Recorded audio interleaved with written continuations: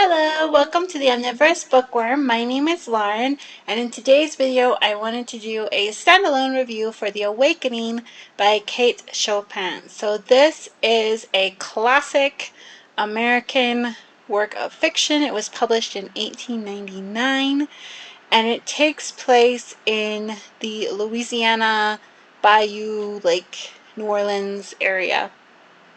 And it's not very long. It's less than 100 pages, I think, in most editions. But it is pretty dense as far as thematically and the style and all of that. It took me longer to get through than I thought it would for that reason. And I I found it an interesting book. There's a lot to discuss about it. Um, so I wanted to make its own standalone review. Plus, I know it's common to have to read this book for school, so I thought, well, maybe it'll be helpful for somebody in their studying, and I'm a teacher, so I thought, well, it would be nice to do that if all the videos have helped me when I was trying to write reports. So the setup we have is we have the main character is Edna Pontellier, and she is in her late 20s. She's married. She has two young children, and she's in an unhappy marriage, but it's not horrible in the sense that, he's not, beating her or like, she's wealthy. She has a lot of material things. She has the life basically that most women at this time would have been wanting or thinking that they want to have, or would have been sort of one of the best options available to them. And she's at this point in her life where she's young, relatively young, but she's settled. So she has her husband, she has two children. This is going to be her life. Like, there is no really veering from this path without large consequences. So that's sort of where we're at. When the story starts off, they are in like a little cottage in a vacation place outside of New Orleans. And so that's where we start off, and then we transition later in the book. She goes to New Orleans. So the way I'm going to handle the spoilers in this book, because that's always the big question when you do standalone reviews, I'm going to talk about as much of the book as I can, with giving very limited spoilers. As far as, I don't consider them spoilers. Everybody has their own definition of what a spoiler is, but I'm not going to talk about any surprising plot points. That's what I think of as a spoiler, until the end of the video, where I will warn you and I will go like this, and then I will discuss the ending of the book. So if you don't want to hear about the ending, you can watch until that point, and then we'll transition into that. So that's how I'm going to handle the spoiler things. As far as the writing style, the writing style is not straightforward. I can see why people think that the writing style is beautiful. It is poetic. There's a lot of, it's very thematically dense. It's the kind of book that you can just read through it and it's fine. But if you want to go back and dissect different themes or ideas, like being an artist or freedom, or like the bird in the cage at the beginning of the book is a symbol for this. It's filled with that. It's one of those books that you could do that all day, which I assume is why a lot of teachers assign it. As a teacher, I will say that this is the type of book as to why I think it's very tricky to teach literature, because as not a student reading this book, I was able to enjoy it. But I think if I were reading this for a class, I probably wouldn't have enjoyed it, because of that, because the writing style is a little bit, it makes you distant. There's a lot of things you would have to dissect, so you can't just read the book and enjoy it. You're like, oh, the teacher's gonna want this or that. And that when I was reading the book, I had that in the back of my mind, and I just was thinking, oh, that's a shame. I think a lot of people might pick up this book for a class and wouldn't enjoy it as much as they could if they read it on their own or in a different context. So I would just say that. But there are a lot of interesting aspects for this book. So one of the things that I found very interesting is, so we have Edna, and I don't think this is a spoiler because it's kind of the whole point of the book. So if you think it's a spoiler, I guess, sorry, I'm warning you. She starts having an emotional affair with, at least with herself, with this guy, Robert Lebrun, who he goes to Mexico at one point. And it's kind of funny how it happens because he's like talking about how he's going to go to Mexico. And then suddenly he's like, oh, I'm going tomorrow. And they're like, what? You're going to Mexico tomorrow? What are you, like, how are you just going to get out and go? And we find out later kind of why. And he goes to Veracruz, Mexico. So I live right now I'm in Mexico City area where I live, and Veracruz is like in the southern part of Mexico. It is a historically really important port city, extremely old port city, and it's on the Gulf of Mexico. So it makes sense of why, if you're going from Louisiana, you would go to Veracruz, Mexico, because you can just go sail on the Gulf of Mexico, which it took me a little bit to think about that. It's like, oh yeah, they didn't have planes. Get my head. So, so he goes to Veracruz, Mexico, and also that part of Mexico has a lot of roots with France. So you'll see like a lot of people there have French last names, because that was where, and the French tried to make colonies 2 times there in Veracruz, and they failed. They also tried to put a king, and he was killed. So there's a lot of people in Mexico who have like a French background, which is interesting. Yeah. All right. So sorry. That is our strange fact of the day. So that is one of the things that I found interesting. I assume that the author was not intending this, and the reason I assume that is because her family did own slaves, and I don't think she was really caring about other women who were not white. That is my assumption. But we do in the book have a nurse who never has a name. She's like never referred to by a name. She's referred to by a title that I won't use, but it's a historical offensive term that you would use to describe or someone who is 1/4 African descent. And she is the nurse for her children. So this wealthy white woman is upset with her life and being a mother, but she's not really, in the book, she's not really raising her children, which could be considered like as a criticism. And I'm not trying to say that, oh, well, if you have money and you have power, like you don't have problems or you don't have mental health issues. But it is a pretty striking illustration of sort of the problem of white feminism, and the fact that she can recognize that she doesn't appreciate how her husband treats her. She doesn't appreciate how she's viewed as a woman in society, and yet she takes absolutely not 1 second to humanize or think about how this woman in her household, what her life is like. What does she want? What are her dreams? What are her goals? Maybe she wants to have kids. Maybe she has children and she can't see them because she's raising this woman's children. It's never brought up. We never get to know anything about her life. It would be really cool, I feel like, if somebody did a retelling of this through the nurse's point of view. I think that would be a great book, personally. And it is sort of that idea of like, oh, my life is so hard, and why don't you recognize that I'm human? And then at the same time oppressing somebody else because you don't recognize their humanity, which unfortunately still happens. But that was very interesting. So we have a lot of themes with freedom. So she's learning how to swim, and that's like associated with freedom.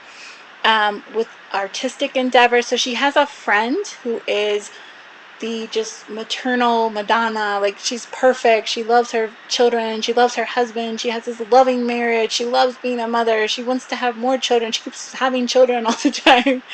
And then this other woman who is like this cranky, not very happy older woman. And these are like the two poles that we have. Both of them play the piano, so they're both artistic. So with the more matronly woman, she plays the piano and it's very nice. It puts images in her head and it's just very sweet and lovely. And then with sort of the cranky older woman, she's an artist. Like, when she plays the piano, she's just amazing. It makes Edna cry in the book. She's overcome with emotion. And Edna's trying to paint, but really she's not that good of a painter. Like, they even say at one point that she paints the picture of her friend and she's like not happy because it doesn't look like her, but she's like trying not to show it. And it's more that she wants to do something artistic. It's less that she really cares about the painting, because even her husband is like, why do you need to paint? She's like, well, I might not paint later. It's more that she needs some artistic expression for herself and she doesn't have any. And so we have a lot of those. We're looking at art as expressed by women and how it can be expressed in different ways and shown in different ways. And the sort of archetypes of women. So we have the woman in black, who is like the perfect widow. She's the perfect sort of, she's quiet. Her husband's no longer there. She doesn't really exist anymore. She's just faded into the background. She's praying. She's doing everything that she's supposed to do. We have women as a mother, the caretaker seen as through her close friend. Then we have the woman as like the shrew, which is seen in this older, like cranky woman. And we often see her husband referred to as thinking of her as an object, treating her as an object, as property that he owns, and not viewing her as fully human. And so there's a lot of talk about objects and how objects are treated. When she's upset, she will she wants to break an object. It's, coming back to that same theme. And then, what is the purpose of her marriage? Her husband at one point is very upset because she's not taking the callers. So they would have like a day each week where it's like, okay, my day is Tuesday from like 9 to 12 or whatever the time was. I'm going to accept callers at my house. And those people will come, and then hopefully somebody important will come, and I can use that relationship for my husband to get a business deal or to improve his life. So she's sort of bucking all of those things. She doesn't really fit into any of these categories because she is a wife and a mother. She's not super artistic. She's not really falling into any of these sort of paths that she's supposed to take or are available for her to take as a woman. We also get into, not a lot, I mean, obviously it's implied, but sort of mental illness and when someone is depressed, what it looks like from the outside or how they might feel. And a lot of her depression, from the author's point of view, seems to be because of her situation. It's not as much like an internal thing. It's more because these things are happening, or not happening rather, and everything's staying the same, that she has nowhere to go and she's just sort of retreating in on herself, which is how I took it. So those are it's a lot of stuff for a pretty short book. And then obviously she gets into this relationship with this man who is not her husband, and this is bringing up all of these feelings and just magnifying all these problems that she probably already was facing, and is just making it 10 times worse. Okay, so now I'm going to get into spoilers. So if you do not want to hear spoilers, do not watch the rest. Okay, so as far as the ending goes, So at the end of the book, we see Edna swimming out, right, into the sea. And earlier on in the book, they make a big deal that she didn't know how to swim. She didn't understand how to swim, and swimming is freedom. She learns how to swim, and now she's swimming out, swimming out, swimming out. She's by herself. I believe it's nighttime. And then the author lets us know, like, like, her strength. She has no more strength. She's given up. Like, so it's understood, or it's pretty obvious that she does die at the end, swimming out into the water, that she's going to drown. What we don't know is whether that drowning was intentional, whether it was not intentional, and what that means. I would say those things are less important. It's more, like I said, in this book we have all these different themes. It's very theme heavy, and so the ending is more, the metaphor of it is more important than whether it was suicide or an accident.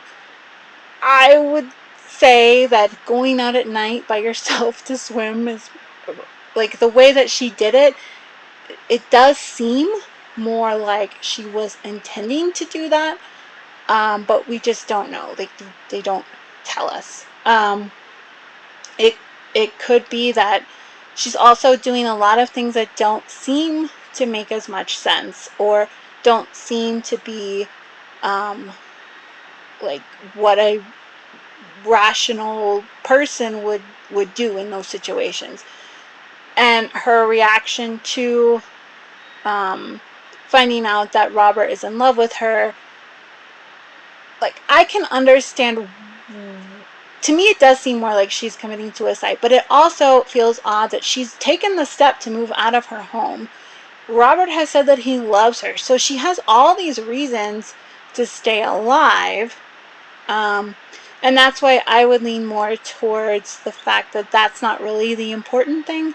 The important thing is the metaphor that they're drawing out. So, like, if swimming is freedom, she's taking her freedom, but there's nowhere in this world for a woman to have this freedom. So the only way that she can take that freedom is to die, basically.